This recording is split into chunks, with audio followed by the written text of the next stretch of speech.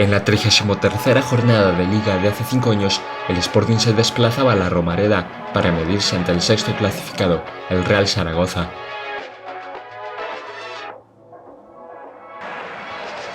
El conjunto maño venía de una buena dinámica y quería mantener los puestos de promoción. Al inicio del partido gozarían de claras ocasiones de gol.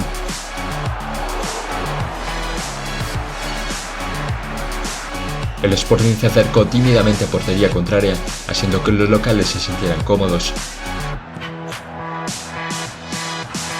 Solo empezó la segunda parte, Pedro lanzaba una falta al área, la defensa no lograba repeler el balón y Albert Dorca remataba libre de marca para abrir la lata esa tarde.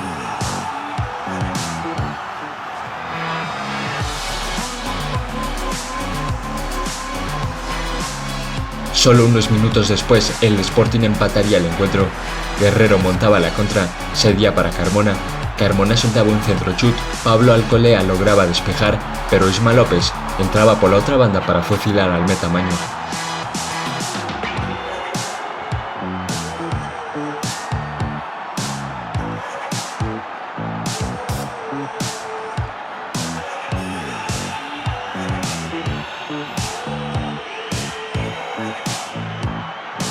A partir de ese momento la tónica del encuentro cambió y fue el Sporting que se iba con todo al ataque.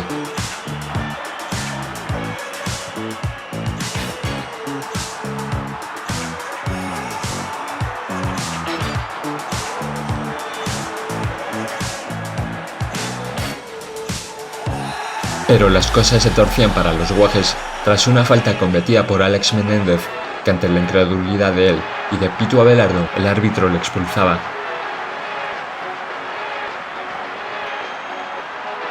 El nerviosismo entraba en el cuadro sportingista y eso lo aprovechaba el Zaragoza.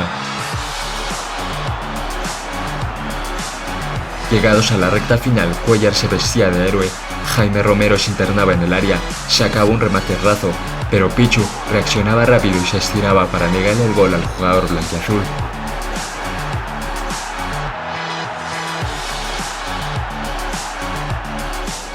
El Sporting supo contener al Zaragoza y mantener el empate en el marcador. Al final, ambos equipos repartían los puntos, los locales se mantenían en la sexta plaza y a 10 puntos del Sporting, que era tercero con 59.